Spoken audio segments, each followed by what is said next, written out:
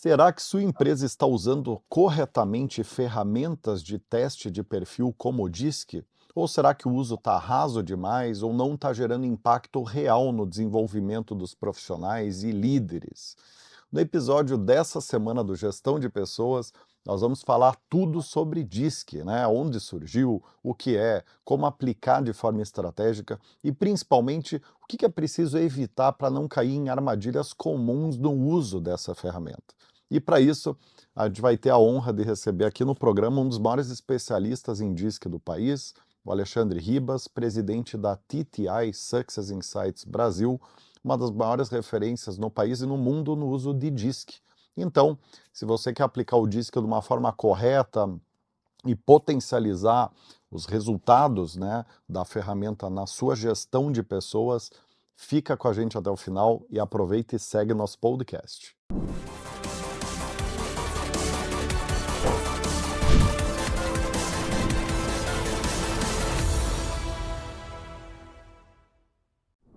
Muito bem, sejam muitíssimo bem-vindos e bem-vindas a mais um episódio do Gestão de Pessoas, o maior e mais antigo podcast sobre RH do país, divulgado toda quinta, agora em novo horário, né, às 17 horas, não mais às 19, que há mais de 5 anos, né, já gerou 200 episódios sobre tendências, cases e boas práticas de RH.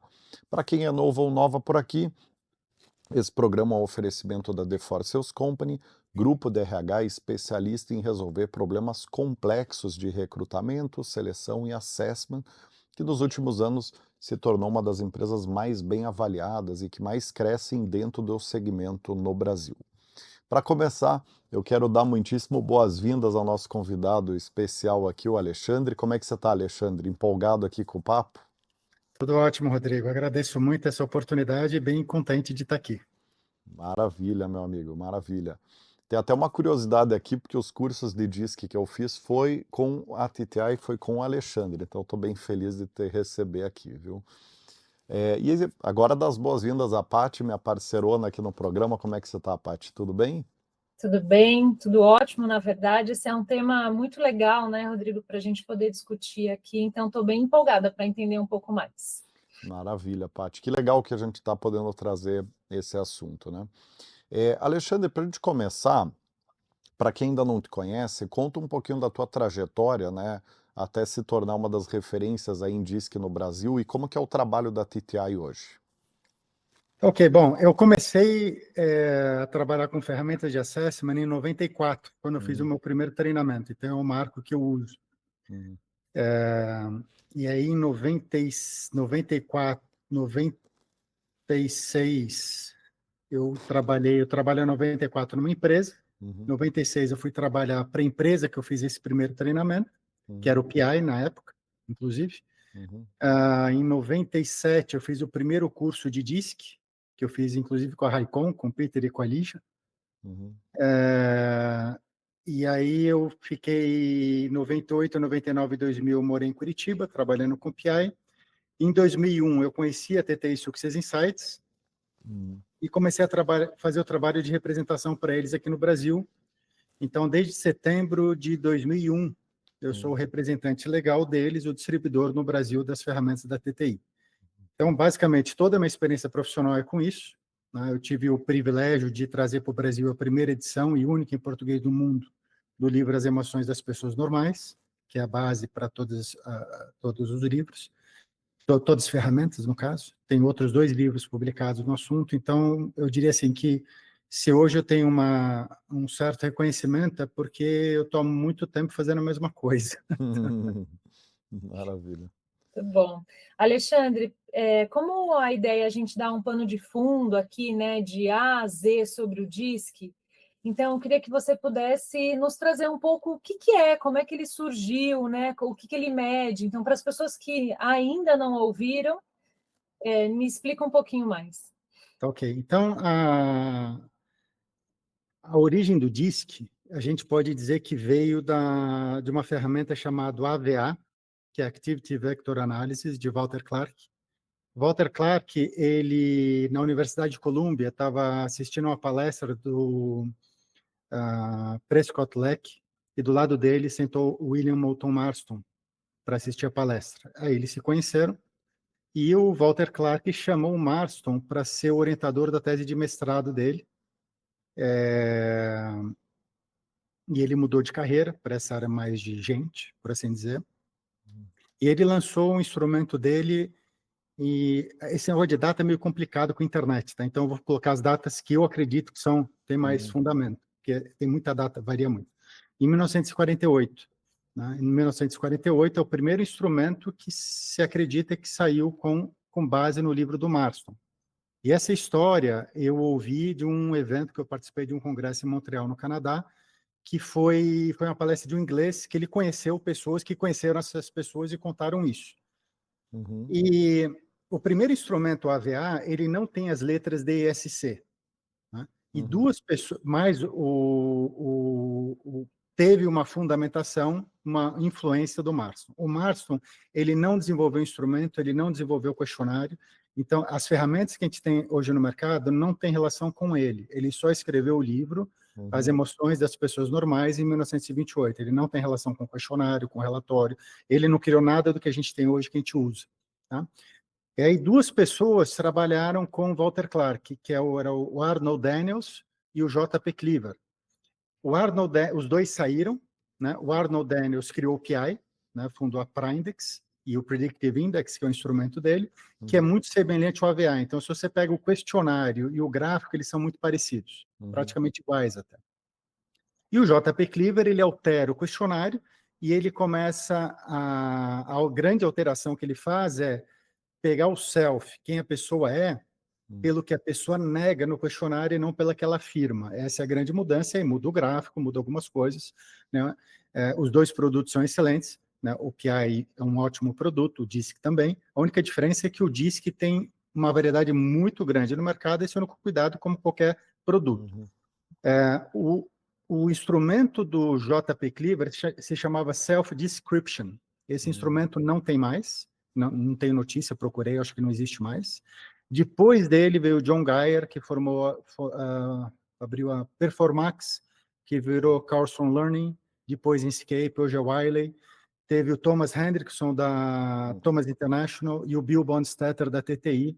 Eu acho que esses foram os profissionais, as empresas, que não criaram a ferramenta DISC, mas eu acredito que fizeram elas terem a força comercial nas empresas que tem hoje. Depois vieram outras empresas. Mas eu acredito que o início da ferramenta é mais ou menos isso. E o DISC hoje é o teste de perfil, continua sendo o teste mais aplicado no mundo? Olha, eu acho que deve ser, né? Sempre há uma polêmica entre DISC e MBTI, que também é uma outra boa ferramenta. Agora, eu acho que deve ser o DISC, porque o DISC você tem um monte de, entre aspas, fabricante, por assim dizer. O MBTI você tem os direitos, você tem uma pessoa que faz, você tem os genéricos, obviamente, como tudo acaba tendo, mas o DISC você tem mais empresas, eu diria assim, que tem a TTI, é uma empresa séria, tem outras empresas sérias no mercado também que fabricam DISC, mas eu acho que em razão de terem mais fabricantes, por assim dizer, deve ser a mais usada, até porque tem instrumentos que não falam que é DISC, mas a base é. Então, eu acho que deve ser. Eu preciso dizer aqui, te contar uma coisa que eu não tenho muito orgulho, tá, Alexandre? Mas eu não terminei de ler o livro do Marston. Eu parei de ler o Emoções das Pessoas Normais quando teve aquela a narração da biópsia no cachorro. Cara, quando eu li aquilo, acho que a página 100 e pouco ali. Eu sonho até hoje com aquilo ali, cara. Daí eu falei, não dá. Enfim, porque eles faziam muito teste com animais, né? Claro, outra época, né? Foi em 1920 aqui, né, gente? Então, assim, outro planeta aqui. Mas eles faziam muito teste a base conceitual do Marston veio de reação fisiológica de animais, né? A estímulos de raiva, afeto. Então, eles estimulavam os animais com estímulos externos diversos e mapeavam a reação, né? E dali surge, né? Pelo que eu entendi, né, Alexandre? Me corrija se eu estiver falando uma besteira. E eu parei nessa página 100 e alguma coisa. Um dia eu vou terminar de ler, quando meu estômago Me permite. Deixa eu aproveitar e dar uma dica para quem quiser o livro. Então, começa na página 114, Olha que é a aí. primeira vez que o autor fala sobre DISC. Até a 114 é como ele chegou aos fatores. Então, pula essa parte do Rodrigo, já começa na 114. Agora, Alexandre, para a gente tentar esmiuçar um pouco mais, como é que eu uso o DISC na prática, né? Então, a grande maioria das empresas o conhece por recrutamento, ou só por desenvolvimento, né? Então, como é que usa na prática? Bom, o primeiro ponto importante é entender que para usar bem a ferramenta, talvez até mais importante do que saber o que ela mede, que é fundamental, é a base, é saber o que ela não faz, né? Então, muito dos erros que tem no mercado é porque você começa a ler coisas que não estão ali, pegar informações que nem é o propósito da ferramenta. Isso vale para qualquer instrumento. Todo instrumento ele está dentro de uma caixinha, então você tem que entender que ela se propõe a uma peça do quebra-cabeça para você entender quem é outra pessoa, né? Então, eu costumo dizer assim, quando a pessoa confirma o resultado não é ela, o resultado é parte dela. Então, esse é o primeiro ponto, entender onde ela se encaixa no processo. Então, por exemplo, o DISC são comportamento e emoções observáveis. É a facilidade ou dificuldade que alguém tem de fazer algo, não é se ela vai conseguir ou não. E aí começa a confusão, porque você tem pessoas que às vezes não têm o perfil DISC muito adequado ao cargo e vão bem, e pessoas que têm o perfil e vão mal. Por quê? Porque o resultado é uma resultante de uma série de variáveis. Às vezes o DISC tem mais peso, às vezes tem menos, dependendo do cargo, da situação, tudo isso. Então, esse é um primeiro cuidado para se ter de que ele é só uma peça. Às vezes ele é importante, às vezes ele nem é tão importante. Tá? O outro ponto é o cuidado com a qualidade da ferramenta, porque uma coisa, eu estou falando de usar direito, né? Então, assim, você precisa ter o cuidado com a fabricação da ferramenta, né? De saber, porque a indústria do assessment, né, a gente pode associar um pouco, comparar um pouco com a indústria farmacêutica. Às vezes você vê uma pílula, você não sabe o que está por trás, né? De toda pesquisa, desenvolvimento, por trás daquela caixinha bonitinha, né? Então, esse é um cuidado também de fazer essa investigação para saber quem está por trás, há quanto tempo, formação, documentos que evidenciam o discurso de venda, tudo isso é muito importante. Não sei se, Patrícia, eu desviei um pouco ou respondi aí o que você queria. Não, eu até... Opa, desculpa. Não, Alexandre, eu até queria só pontuar uma coisa bem clara aqui, né? Então, o que o DISC mede efetivamente? Então, ele mede a forma da pessoa interagir com o meio ao redor, certo? Basicamente, esse seria o resumo do que o DISC mede. Vamos colocar assim, ó, o DISC é a porta de entrada da pessoa, mas o interior da casa diz muito mais do que a porta pode mostrar. Esse é um primeiro cuidado. Tá. Então, é o como você fala, é o como você anda, é o como você vende, é o como você compra, é o como você lidera, né? É o como, né? É o como você faz, não o porquê, para onde você vai, se você está feliz ou não está, esse tipo de coisa, né? Então, ele é a casca. Tá? Então, eu costumo chamar o DISC de básico essencial. Por que básico essencial? Porque quanto mais você usa ele, mais você tem perguntas sem respostas, mas se você tiver um bom instrumento e estiver usando bem, mais é difícil ficar sem. Porque ele traz dicas muito ricas para conhecer a pessoa, entender, né? E ajuda demais em processos de comunicação e team building, por exemplo. Na minha opinião, é a melhor ferramenta que tem para isso. Você quer melhorar a comunicação, trabalho em equipe, né? Entender o líder, entender o estilo dele, e como liderar cada um, respeitando o jeito de cada um. Para mim, o DISC nisso é campeão. E aí, Rodrigo, para mim é super importante aqui, as pessoas que estão nos ouvindo, principalmente para a seleção, não usar uma única ferramenta, né? Eu não sei se o Alexandre concorda comigo, mas um assessment ele é importante, né? Então, ter uma entrevista, ter outras possibilidades para que você conheça a pessoa, porque senão vira a ferramenta dizendo se eu posso ou não entrar naquela vaga. Então, assim, a gente tem que tomar muito cuidado aqui, porque a gente está falando de uma pessoa e são possibilidades para aquela vaga, né? É a pessoa certa, mas talvez não para aquela vaga. Então, como é que a gente vai trabalhar em cima disso também? E, de fato, Alexandre, concordo contigo, né? Para desenvolvimento é uma ótima ferramenta e, de fato, a gente pode usar muito aqui no desenvolvimento das equipes. Então isso facilita bastante. Eu acho que é aquela frase bem comum, né, Paty, de não ser tão absoluto no mundo relativo, né? E o mundo do recrutamento da seleção, principalmente, é um mundo muito relativo, né? E aí não dá para entender que uma ferramenta ou outra, ou um recurso de seleção ou outro é absoluto. Não existe isso, né? O que me preocupa é que muitos líderes pegam isso como verdade única. Uhum. E não é, né? Porque você tem por trás um indivíduo com muitas outras facetas aqui. Então a gente tem que tomar cuidado. Uma coisa que eu gosto muito do DISC, Alexandre, e queria que você comentasse um pouquinho, é a correlação que o DISC tem com N outras ferramentas que existiram nos últimos milênios da humanidade, né? Então ele tem uma correlação com a teoria dos gregos, né, de separar os seres humanos lá em fogo, terra, ar e água, fleumático, colérico. Então, ao longo da história, né, a gente tem vários recortes, teorias, métodos de categorização de tipos de pessoa, e tem uma correlação bastante direta entre o DISC e essas ferramentas milenares, né? O que para mim significa o seguinte, que tem uma fundamentação antropológica, né? Porque se você tem N pensadores, referência de suas épocas, falando coisas muito parecidas, tem que ter algum tipo de fundamento. E aí tem uma correlação, inclusive, do DISC com o MBTI, né?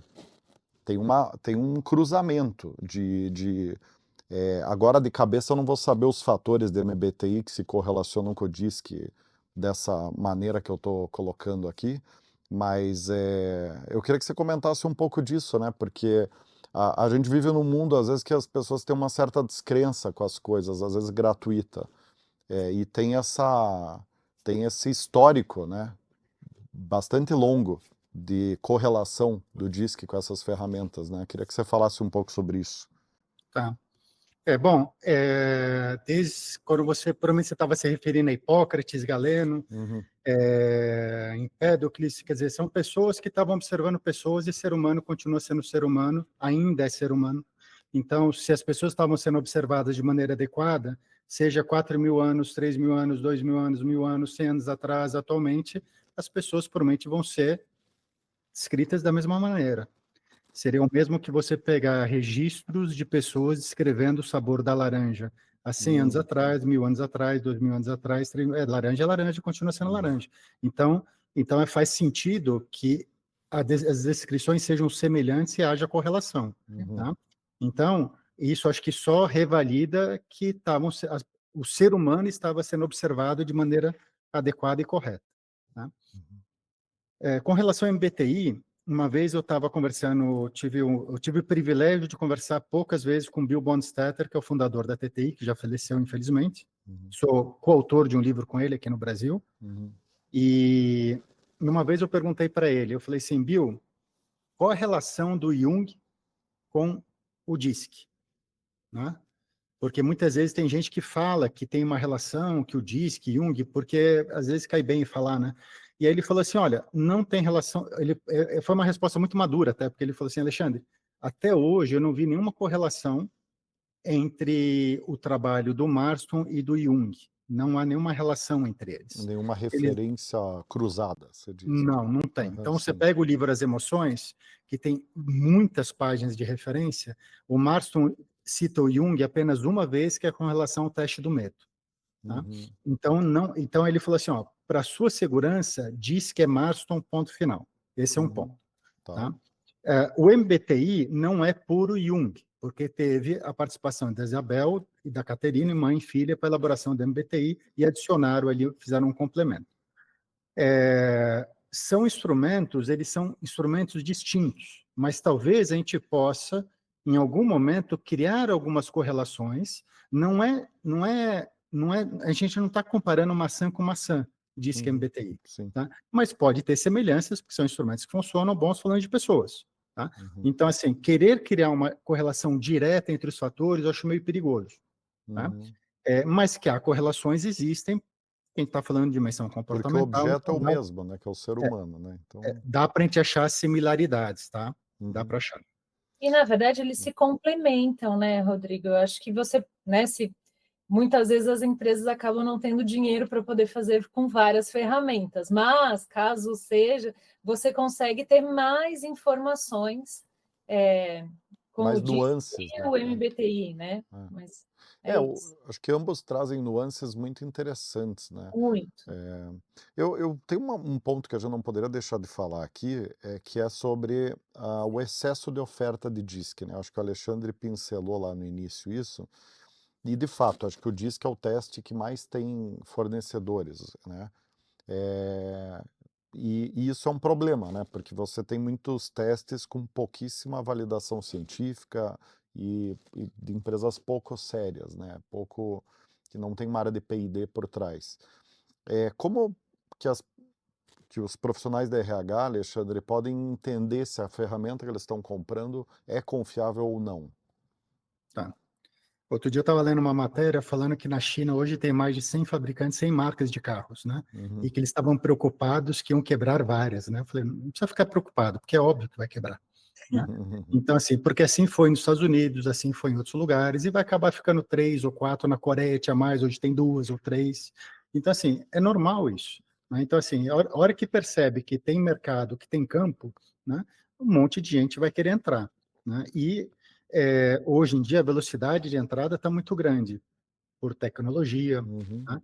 É, e outras variáveis aí. Então, o que está acontecendo, quando eu comecei a trabalhar com isso, que foi em 94, você tinha basicamente, que eu me lembro, 4 fornecedores no Brasil, mais conhecidos, Uhum. boas ferramentas, e não importa quem você era, você tinha que comprar deles, no preço deles e do jeito deles, né? Uhum. E hoje não, o mercado está segmentando. Então você tem ferramentas, acho que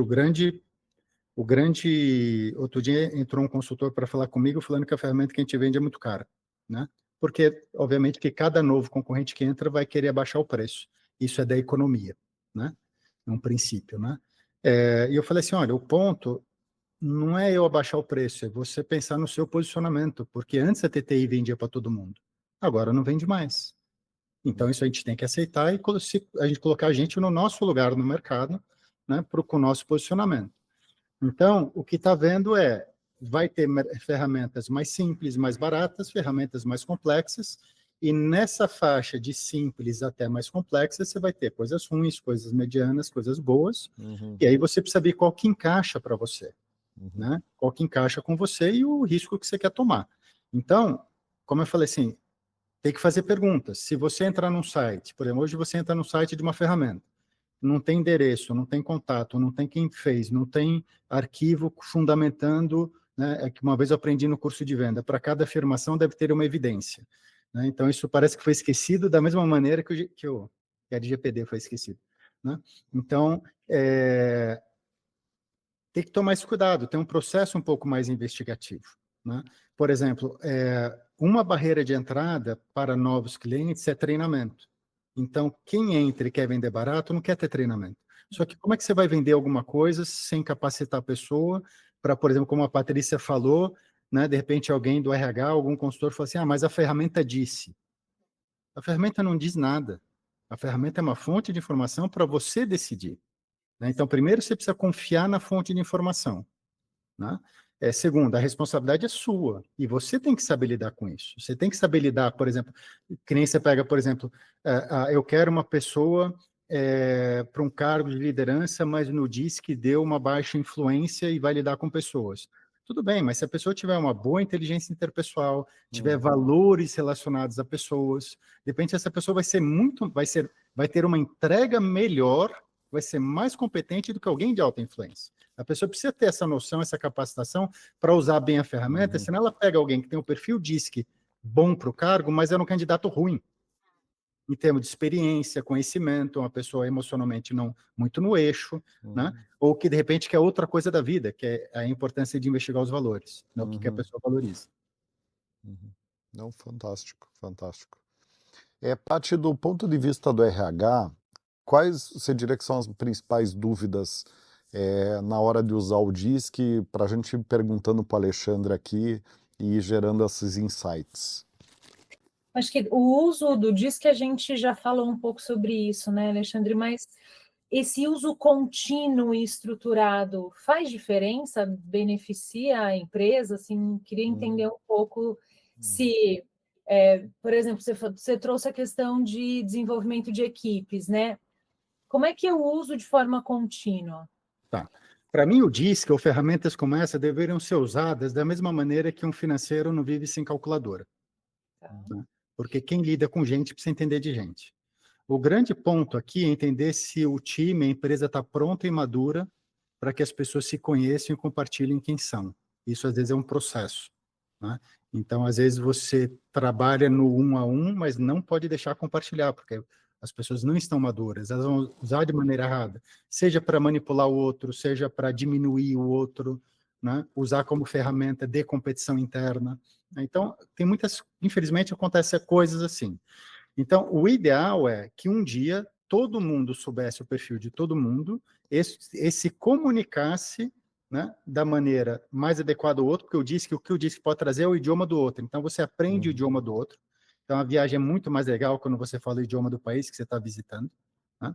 Então, seria parecido. Né?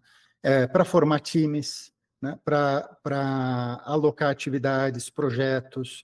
Então, isso deveria ser uma ferramenta assim padrão diária, só que o único cuidado tem que ter um processo para ver se as pessoas estão maduras, se tiveram uma orientação, uma formação adequada, porque, como a Patrícia bem disse, pessoas são pessoas, têm sentimentos, têm emoções, têm sonhos, têm medos, têm frustrações, têm tem que tomar cuidado, tem que ser muito responsável e não pegar a ferramenta e dizer a ferramenta disse que serve, a ferramenta disse que não serve, né? E se a gente olhar com uma lupa, ninguém serve, porque você sempre vai achar alguma coisa que a pessoa não tem ou que não está encaixando. Eu até me lembrei agora, com você falando isso, Alexandre, do livro do Rei Dalio, lá, o Princípios, que é a biografia dele da Bridgewater, né? Que ele fala sobre como que ele fez a gestão da empresa dele, que é o fundo mais prestigiado do mundo, né?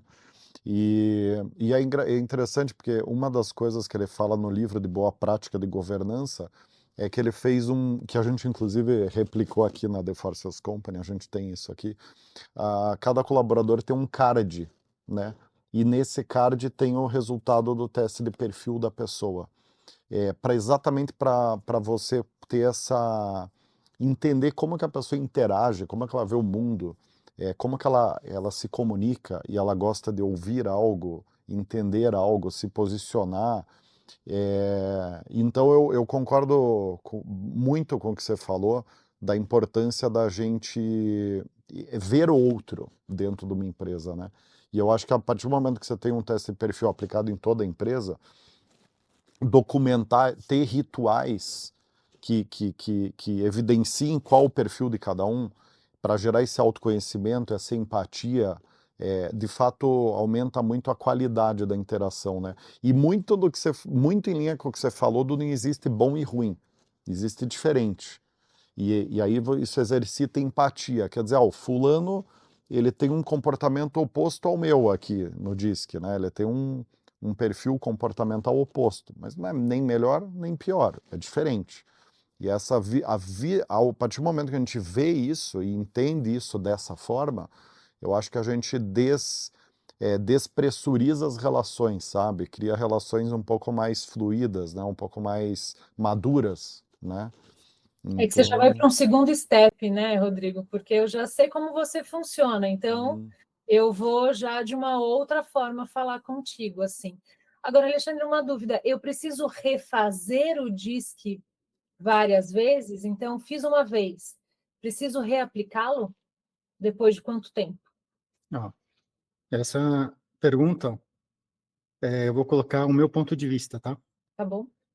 O meu ponto de vista é que uma ferramenta de qualidade, um preenchimento bem feito, né, uma devolutiva bem dada que a pessoa confirma o perfil natural dela, né, para mim o gráfico não muda. Então, mas esse é um ponto de vista meu, eu precisaria talvez, se isso gerasse controvérsia aqui, eu precisaria talvez uns 30 minutos a mais para fundamentar meu ponto de vista. Tá? O que tem que tomar cuidado é, por exemplo, quando você tem instrumentos DISC no mercado, e isso está acontecendo muito com os gratuitos e os mais baratos, eles só fazem perguntas afirmativas, ele não está avaliando o natural, ele está avaliando o adaptado. Então fica mais fácil a pessoa projetar quem ela gostaria de ser ou o que é mais adequado. Aí nesse caso vai ficar mudando. Só que você tem que ler como situacional. Uhum. O natural do DISC vem quando o questionário faz perguntas negativas. É daquilo que você não é. Uhum. Então, e na minha opinião, assim, é muito mais fácil a gente ser na vida o que não é, quando a gente aceita que não é. Então, primeiro você tem que se conhecer, se aceitar e se amar. Quando você se conhece, se aceita e se ama como você é, fica muito mais fácil ser quem você não é, e aí se tornando uma pessoa mais completa. Quando a pessoa ela fica negando a própria natureza e tentando ser diferente, na minha opinião, a vida dessa pessoa patina, seja no lado pessoal ou profissional. Isso é por observação minha, não tem nenhuma fundamentação científica, por isso que eu falo, é minha opinião. Então, eu acho muito mais seguro, né, você se conhecer bem, se aceitar, se amar, porque você é perfeito pelo seu projeto original. Não tem razão alguém nascer com defeito ou nascer tendo que consertar alguma coisa nesse âmbito que a gente está falando, por exemplo, de perfil comportamental. Né? Não faz sentido. O que tem é a sociedade dizendo o que é mais legal e o que não é. Então, às vezes, a pessoa quer mudar o perfil porque ela acredita que socialmente é mais adequado, as pessoas admiram mais, né? E aí fica nesse negócio de querer mudar.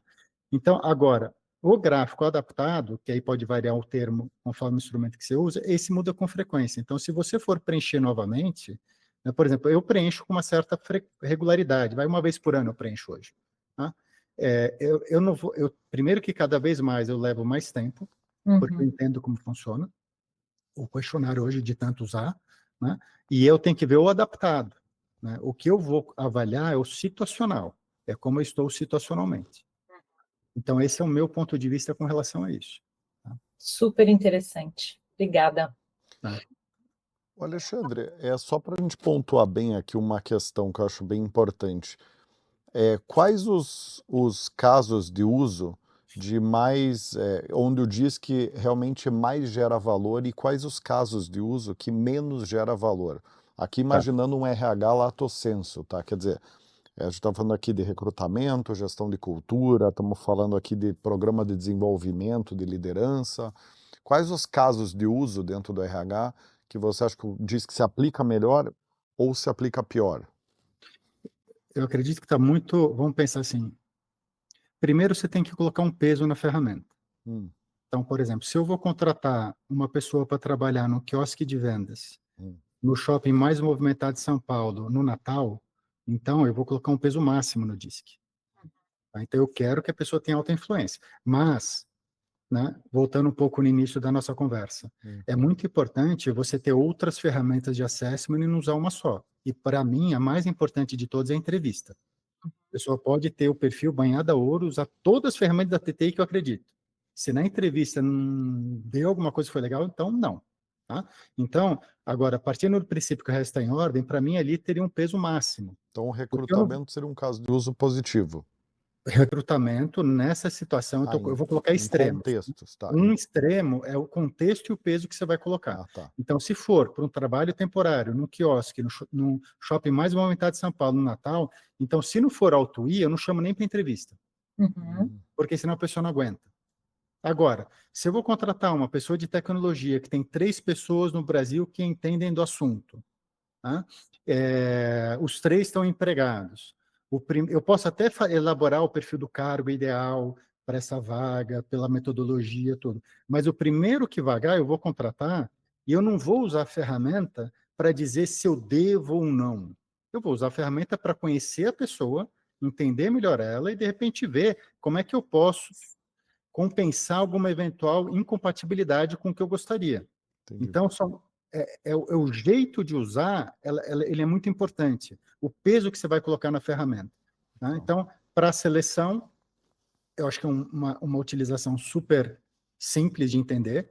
Né? Se você pegar, por exemplo, para processos de coaching, de orientação, quando a gente estava falando no início também de comunicação, team building, estilo de liderança, isso tem um impacto muito grande, muito positivo, Porque às vezes a pessoa está a vida inteira falando daquele jeito, que é o jeito normal dela, e a vida inteira está batendo cabeça. E às vezes alguém precisa chegar e falar para ela, falar assim, ó, não é que você tem... Porque uma coisa é você ter o carro, outra coisa é você saber pilotar. Né? O DISC, ele traz as características do teu carro, e não se você sabe pilotar ele ou não. Então, o carro está ok, o carro de todo mundo é perfeito. Todo mundo nasceu com o carro que devia nascer. A vida deve ensinar a gente a pilotar esse carro. E aí, quando você vai trabalhar com o DISC por um processo de orientação, a pessoa entende por que, que ela incomoda outros ou por que, que ela tem dificuldade. E aí ela aprender um outro idioma. Né? Então, eu fui alfabetizado em português. Né? Isso vai ficar no meu cérebro gravado, tatuado até eu morrer. Mas isso não me impede de eu aprender outros idiomas. Agora, se eu ficar negando que eu sou brasileiro, que eu sou alfabetizado em português, isso vai me atrapalhar na vida, como eu falei para vocês. Nem que seja quando eu colocar a cabeça no travesseiro. Né? Então, o DISC ele pode ajudar muito para orientação, para relacionamento. Relacionamento, para mim, ele é campeão. Tá? Agora, como eu falei, team building, desenvolvimento de líderes, você pode treinar time de vendas a ler o DISC do cliente sem que ele preencha o questionário, porque é observável. Então, tem um monte de aplicação legal. Boa. Interessante, interessante. Você tem algum case de sucesso, Alexandre, que você pode contar para a gente, assim, que teve um uso super interessante, né? Para quem está nos ouvindo aqui falar, puxa, isso aqui, eu estou com essa mesma situação. Ó, o case mais legal que eu participei é um que é difícil de replicar, mas como foi o mais legal, eu vou compartilhar. Porque eu trabalho, por exemplo, com a TTI, eu trabalho há 24 anos, né? Fez esse ano. Com isso, eu trabalho há mais de 30. E foi a primeira vez que eu fiz um trabalho numa empresa antes dela existir. Que foi, não sei se vocês vão lembrar, uma época que tinha um jornal verde que dava nas esquinas, que era o Jornal Metro. Né? Então, a primeira pessoa, quem trouxe esse jornal para o Brasil foi o Grupo Band, e a primeira pessoa que foi contratada foi o presidente. E, para minha sorte, esse presidente, ele já era cliente de outra empresa. E, para minha sorte, ser maior ainda, ele é um dos pouquíssimos casos que presidentes fazem o curso de analista. Pouquíssimos. De analista de DISC. De DISC. De DISC, né?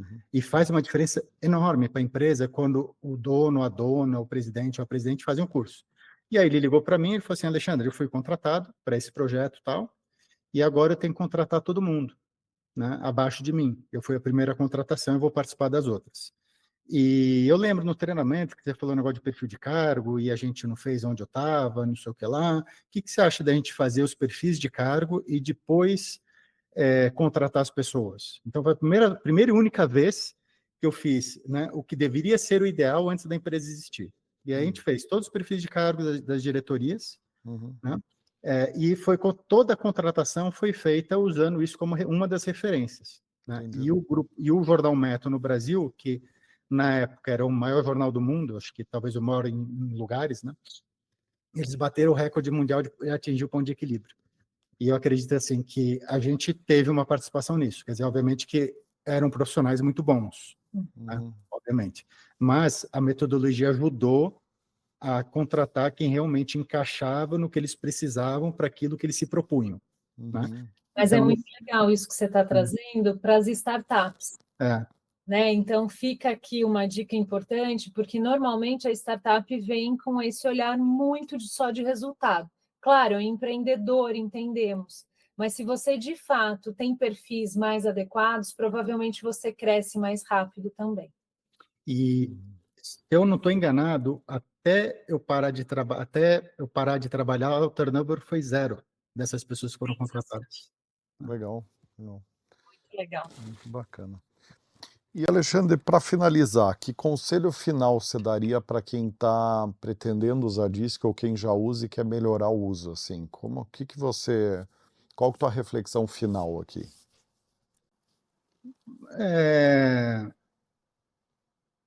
Eu estava pensando nisso hoje de manhã. Às vezes eu escuto algumas pessoas no Instagram, na internet, falando de inteligência emocional, e às vezes eu tenho a impressão que inteligência emocional para essas pessoas é só saber se controlar quando é provocado. Quando, na verdade, inteligência emocional também é você respeitar o outro. Eu acho Uhum. que elas ficam focando muito, eu vou ser controlado, mas respeitar o outro não é tão importante. Então, acho que assim, essa parte da inteligência interpessoal, né? É o respeito ao outro, entender o outro, você entender que você não está com uma coisa na tua frente, você está com uma pessoa, né? Uhum. Que o instrumento, ele é uma fonte de informação, ele é um início de... Eu costumo dizer assim, a ferramenta DISC ou outras ferramentas, se eu puder tomar essa liberdade, elas não contribuem para você fazer afirmações, elas contribuem para você fazer perguntas. Uhum. Né? Então, acho que isso é muito importante. Ela é boa para você iniciar perguntas, investigar, conhecer a pessoa. E o mais importante, lembrar que o resultante de uma pessoa o resultado de uma pessoa é resultante de uma série de variáveis. Diz que é uma delas. E como eu disse, para a pessoa do shopping pode ter um peso grande e para a de tecnologia um peso pequeno. Depende para uns, o conhecimento técnico é mais importante, para outros é experiência, o outro é networking, o outro é idioma. Né? Então, ter esse uso de que você esteja no banco do motorista no uso da ferramenta, e não no passageiro como refém do que diz, porque a ferramenta não fala nada. Né? Então, acho que isso é muito importante, ver pessoas como pessoas, com sentimentos, entender que a ferramenta, ela quando funciona, é só uma parte da pessoa, às vezes você dá um peso maior, às vezes você dá um peso menor, né? E não negligencia a parte de formação, porque eu disse que em meia hora, se eu fizer um curso de meia hora para a pessoa entender o que é DISC, talvez meia hora até sobre tempo. Agora, se você me der 3 dias, eu fico 3 dias falando sem parar. Então, uma coisa é você saber o que é DISC. Outra coisa é você entender que não são 4 fatores, são 8. Porque a ausência de um é a presença de outra coisa. Então, na verdade, você tem que entender que são 8. Outra, né? Uma coisa é você entender, descrever um fator, outra coisa é você saber usar isso na prática, como os fatores se relacionam. Então, tem uma complexidade um pouco maior, né, que eu acho que é natural para qualquer coisa. Quer dizer, é esquisito você achar que você sabe tudo de gente, sabe, escutando uma meia hora ou lendo alguma coisa rápida e rasa. Meio estranho. Né? Então, usar um pouco de bom senso e, assim, a excelência, ela vem com o tempo e com a prática. Né? Então, você vai se tornar excelente em algo depois que você passar pela repetição, pela monotonia, pela chatice, tipo, tô de saco cheio, de novo, aí que você está no caminho certo para ficar excelente. Então, você tem que praticar muito, ler muito, estudar muito, até a hora que você consegue realmente usar de uma maneira, talvez, com mais qualidade, mais adequada. Fantástica reflexão, Alexandre. Fantástico. Acho que é importantíssimo estar trazendo essa reflexão para a nossa audiência, porque a gente vive num mundo muito agitado, né, muito rápido, e às vezes a gente esquece de colocar esse ângulo que parece tão simples, mas que a gente esquece com tanta frequência, né, que é o ângulo de entender que as pessoas são muito plurais, né? Não dá para você encaixotar, principalmente com uma ferramenta ou duas, né? O importante é esse olhar analítico, holístico, né? Olhar holisticamente para a pessoa, não tentar simplificar a pessoa, né? E Muito lembrar legal. dessa relação humano-humano, né, Rodrigo? A gente vem falando cada vez mais isso, né? As empresas estarem nesse olhar humano aqui. Eu acho que esse vai ser o grande diferencial das empresas. E talvez aqui tenha uma reflexão, né? A gente vive num mundo mais cartesiano do que holístico, né? Quer dizer, um mundo que é mais matemático, mais dados, fatos. E pessoas não são uma construção cartesiana, né? Não é uma matemática, não é uma soma de átomos, né? Pessoas, né? Elas são multifacetadas, né? Elas são plurais, elas são uma obra em construção. Então, acho que ter esse ângulo holístico para o ser humano, ele é algo que a gente precisa exercitar no mundo corporativo, porque não é, é antinatural ainda. Acho que estamos num processo de mudança disso, na minha opinião, mas ainda é um pouco antinatural. A gente acaba olhando para a pessoa como a gente olha para o DRE da empresa, né? Não é isso, é o oposto disso, na verdade. Exatamente. Mas muito bem, Alexandre, queremos, né, te agradecer demais aqui pelo teu tempo com a gente, adorei o papo. Aliás, eu fiz o curso de DISC com o Alexandre, o módulo 1 e 2, super recomendo. Então, quem tá querendo fazer certificação em DISC, considere a TTI, porque realmente é uma empresa muito séria, adorei o curso, até hoje eu tenho as apostilas, inclusive, Alexandre, até hoje eu folho elas, eu dou uma folhada ali quando eu preciso consultar alguma coisa, e então já deixo aqui um agradecimento pelo trabalho que vocês têm feito, né, que me ajudou muito, e com certeza outras pessoas que fizeram o teu curso vão falar a mesma coisa. Então, obrigado por estar aqui e obrigado por estar representando tão bem a ferramenta aqui do Brasil, tá bom? Um abraço para você, Alexandre, para a Paty, para todas e todos que estão acompanhando até aqui e nos vemos no próximo episódio. Um abraço e até lá.